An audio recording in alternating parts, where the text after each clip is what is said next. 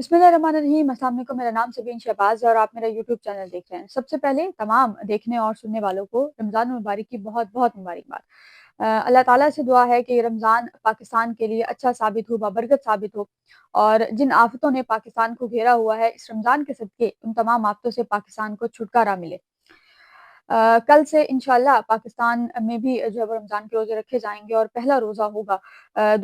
आप लोगों से भी गुज़ारिश है कि तमाम लोग जो है वो मुझे भी अपनी दुआ में लाज़िमन तौर पर रमज़ान मुबारक में ख़ास तौर पर याद रखें। नाज़रीन, गुज़िश्ता रोज़ सुप्रीम कोर्ट ऑफ पाकिस्तान में जुडिशल कमीशन का इजलास था लाहौर हाई कोर्ट में, जो एडिशनल जजेस की तकर्री हैं उस हवाले से। साथ ही साथ 9 मई के कुछ मुकदमात हैं जिनकी समाअत है, जिनको समाअत के लिए मुकर्रर किया गया था।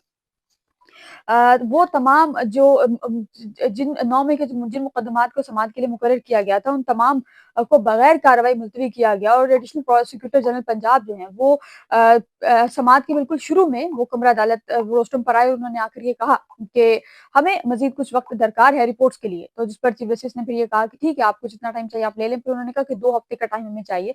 तो अब जो नज़र आ रहा है वो ये नज़र आ रहा है कि रमज़ान मुबारक के बाद तक ये 9 मई के जो केसेस हैं ये जाएँगे।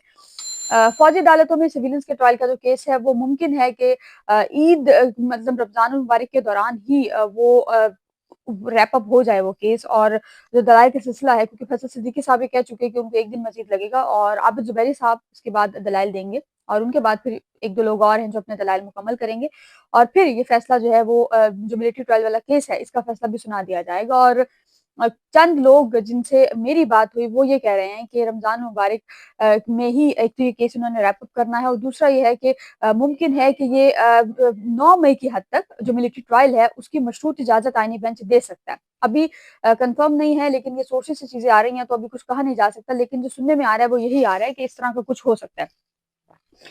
अब ये है कि गुज़िश्ता रोज़ लाहौर हाई कोर्ट में जो एडिशनल जजेस की तकर्रियाँ हुई उस पर थोड़ी-सी बात करेंगे। गुज़िश्ता रोज़ लाहौर हाई कोर्ट में 8 जजेस की एडिशनल तकर्रियों के लिए इजलास दिया जाना था। लाहौर हाई कोर्ट के लिए पहले भी इजलास जो है वो हो चुका और ये दूसरा इजलास था लाहौर हाई कोर्ट में जो जजेस हैं उनकी तकर्रियों के लिए। 4 जजेस हैं जिनकी मंजूरी दी गई है। राजा गज़नफ़र अली खान है, कैसर नज़ीर भट्ट हैं, अकमल खान और तनवीर अहमद शेख।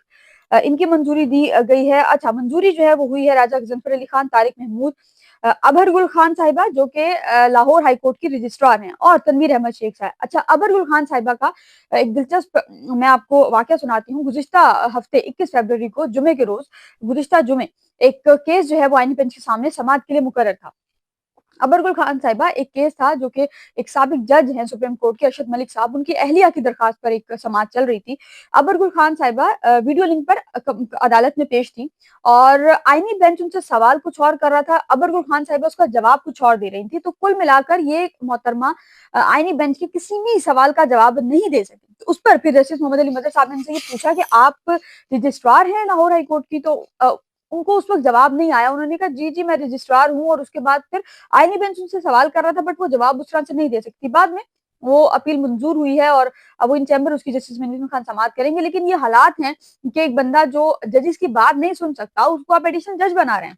ये इस नहज पर हमारा मुल्क जो है पहुंच चुका है। अच्छा, उसके बाद वोटिंग का थोड़ा सा लोगों से पूछने की कोशिश की जो सोर्सेज हैं अपने, तो उन्होंने ये बताया कि जो राजा गज़नफ़र अली खान है उनको 14 वोट मिले, अबरगुल खान साहिबा जो है उनको 11 वोट मिले, तनवीर अहमद शेख को 10 वोट, जबकि तारिक महमूद बाजवा को 12 वोट। अच्छा, अब इसी जुडिशल कमीशन इजलास जो कि गुज़िश्ता रोज हुआ है इसमें आईनी बेंच के जो मेंबरान हैं उनको उनमें तौसीह की गई है और कुछ मेंबरान को आईनी बेंच में शामिल किया गया है। वो कौन से मेंबरान है?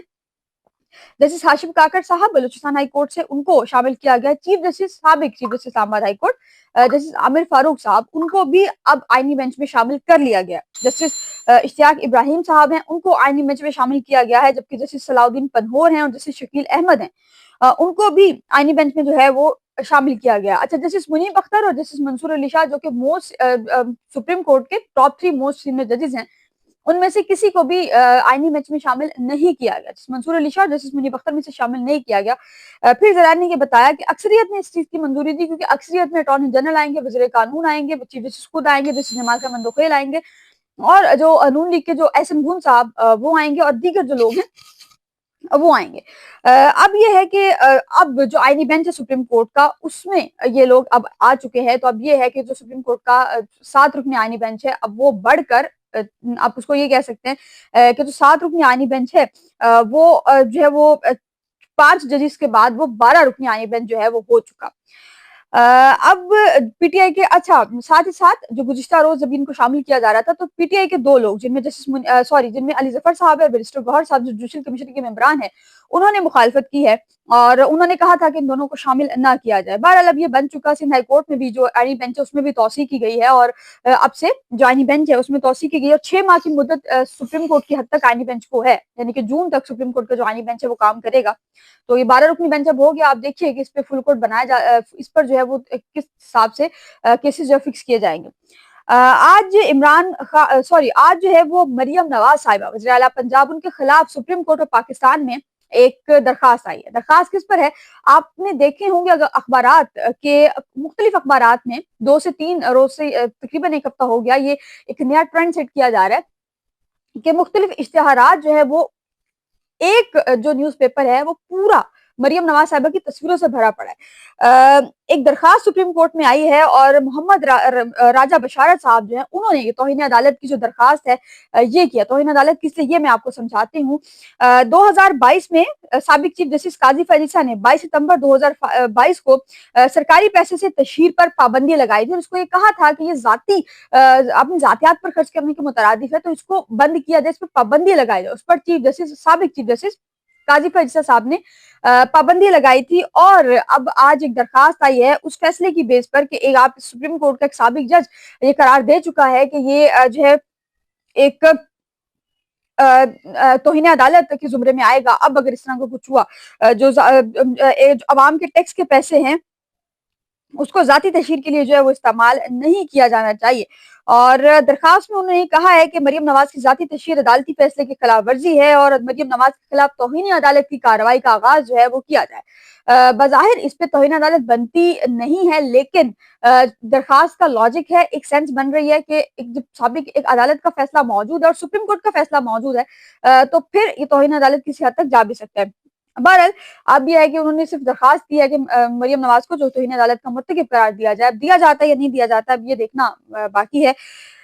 یہ حالات اس وقت جو ہے وہ ملک پاکستان اور جو ہماری اعلیٰ عدلیہ ہے اس کے چل رہے ہیں۔ اچھا اب میں last but not the least ہمارے صحافی بھائی، ہمارے بہت سے صحافی عمران ریاض صاحب کو مجبور کیا گیا ملک چھوڑنے پر، وہ ملک چھوڑ کر گئے۔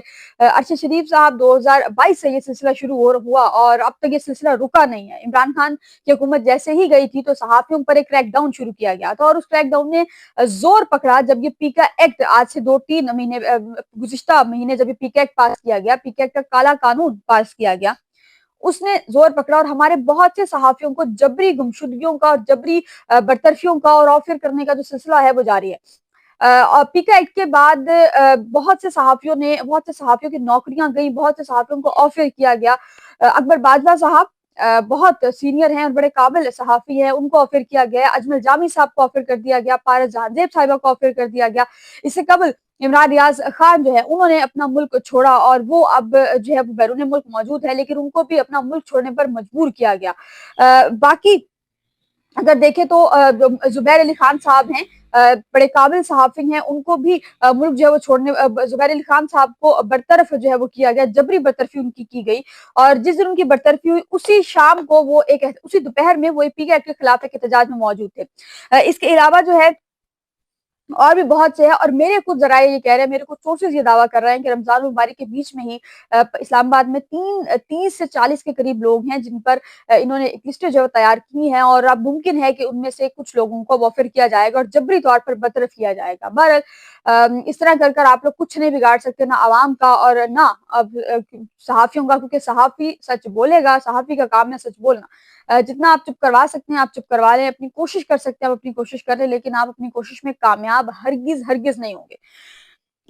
اب یہ ہے کہ 30 سے 40 لوگوں کا نام جو ہے وہ مزید آ رہا ہے کہ ان کو آفر کیا جائے گا، ان کو جو ہے وہ کیا جائے گا۔ اچھا اور ایک اور چیز، یہ طلعت حسین صاحب بھی، میں نام بھول گئی لیکن طلعت حسین صاحب، اس کے علاوہ بہت سے ایسے صحافی جن کے نام بھی شاید مجھے یاد نہیں ہے، ان تمام صحافیوں کو آفر جو ہے وہ کیا گیا ہے اور جبری طور پر برطرف بھی کچھ صحافیوں کو کیا گیا ہے اور تھریٹس مل رہے ہیں لوگوں کو۔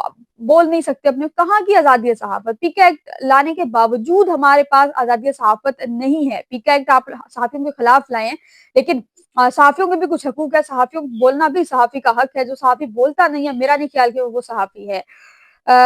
खुदारा सहाफ़ियों पर भी रहम करें, और आप इस तरह चुप नहीं करवा सकते किसी को, हमारे बहुत से सहाफ़ियों को पहले ही खामोश जो है वो करवाया जा चुका है।